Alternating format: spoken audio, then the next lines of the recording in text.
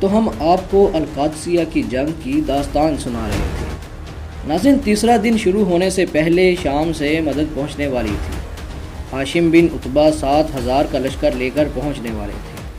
جناب ہاشم نے اپنے جانباز قعقاع بن عمر کو 1,000 گھڑ سواروں کا سربراہ بنا کر آگے بھیج دیا۔ چونکہ ہاشم بن عتبہ کا لشکر ابھی پیچھے تھا، اس لیے قعقاع بن عمر نے نزدیک پہنچ کر ایک ایلچی بھیج کر احوال دریافت کیے۔ ناظرین، یہاں قعقاع بن عمر نے ایک بہت بڑی چال چلی جس سے رستم بکھلاہٹ کا شکار ہو گیا۔ صبح سویرے قعقاع بن عمر نے 1,000 گھڑ سواروں کے چھوٹے چھوٹے دستے بنا دیے، پھر حکم دیا کہ ہر دستہ کچھ وقت گزرنے کے بعد حضرت سعد رضی اللہ تعالیٰ عنہ کے لشکر سے جا ملے، ایک ساتھ نہیں جائیں گے۔ لہٰذا ہر 20-30 کا دستہ وقفے وقفے سے اللہ اکبر کا نعرہ بلند کرتا اور جا کر حضرت سعد کے لشکر سے مل جاتا۔ رستم کو شک ہوا کہ مسلمانوں نے شاید ہزاروں کا نیا لشکر بلوا لیا ہے، لہٰذا وہ بکھلاہٹ کا شکار ہو گیا۔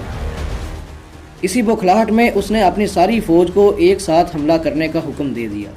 اس کے بعد حضرت قعقاع جناب عاصم کے ساتھ جا ملے اور سب سے پہلے ہاتھیوں کے سردار فیل سفید کو مار گرایا، پھر ہاتھیوں کو تلوار سے گھائل کیا۔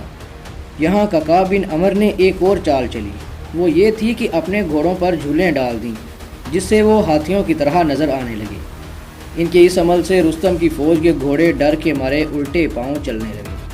رستم کی فوج اب بکھر چکی تھی۔ سارا دن میدان جنگ گرم رہا، یہاں تک کہ مغرب ہو گئی تو حضرت سعد رضی اللہ تعالیٰ عنہ نماز کے بعد مسلسل دعا کے لیے بیٹھے رہے۔ پھر رات کے اندھیرے میں ایک آواز آئی کہ رستم کو گرفتار کر لیا جائے۔ یہ آواز ملک شام کے بہادر بیٹے قعقاع بن عمر کی تھی، جو رستم کو پکڑنے آگے بڑھے تو رستم نے ڈٹ کر پہلے مقابلہ کیا، پھر زخمی ہو گیا اور پھر دریائے فرات کی طرف بھاگ نکلا۔ حلال بن علقمہ نے اس کا پیچھا کیا اور اسے فرات کی نہر سے باہر نکال کر اس کی گردن اڑا دی۔ پھر میدان جنگ میں جا کر زور زور سے کہنے لگے کہ اللہ کی قسم، میں نے رستم کو قتل کر دیا۔ یہ سنتے ہی فارسی لشکر واپس فرات کی طرف بھاگنے لگا۔ کہا جاتا ہے کہ 30,000 گھڑ سواروں میں سے محض 30 ہی بھاگ سکے، باقی یا تو قتل ہو گئے یا گرفتار۔ حضرت سعد رضی اللہ تعالیٰ عنہ نے فتح کی خبر مدینے پہنچانے کے لیے تیز رفتار گھڑ سوار کو روانہ کیا۔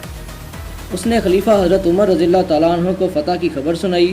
آپ نے حکم دیا کہ فارسیوں کے مرکز تیسیفون کا محاصرہ کر کے یزدگرد سوم کو گرفتار کر کے اس کے کلے پر اسلام کا پرچم لہرانے تک ہم سکون سے نہیں بیٹھ سکتے۔ لہٰذا یہ پیغام حضرت سعد تک پہنچا تو آپ نے فرات کی طرف پیش قدمی شروع کر دی۔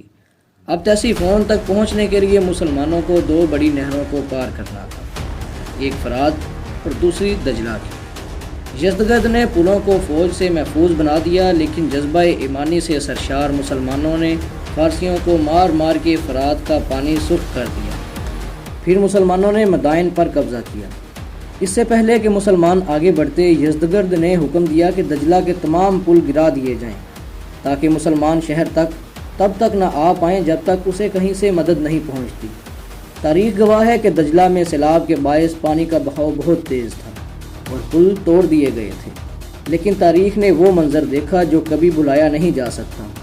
حضرت سعد رضی اللہ تعالیٰ عنہ نے گھڑ سواروں کو حکم دیا کہ گھوڑوں پر سوار ہو کر نہر میں کود جاؤ، اور خود بھی ان کے ساتھ شامل ہو گئے۔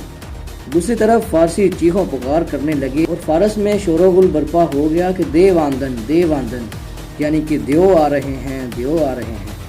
حضرت سعد رضی اللہ تعالیٰ عنہ سمیت گھڑ سواروں کے فارس کے مرکز تک پہنچ چکے تھے اور 3 ماہ تک شہر کا محاصرہ کیے رکھا۔ بلاخر یزدگرد نے ہار مان لی اور بغیر جنگ کیے مسلمانوں کے لیے شہر کے دروازے کھول دیے۔ ناظرین، یہ ہے وہ قلعہ جو فارسی حکمران یزدگرد اور کئی دیگر فارسی حکمرانوں کا مرکز تھا، جو بعد میں مسلمانوں کے قبضے میں چلا گیا اور مسجد میں تبدیل کر دیا گیا۔ مجھے امید ہے کہ آپ کو ہماری ویڈیو ضرور پسند آئی ہوگی۔ اجازت دیجیے، اللہ حافظ۔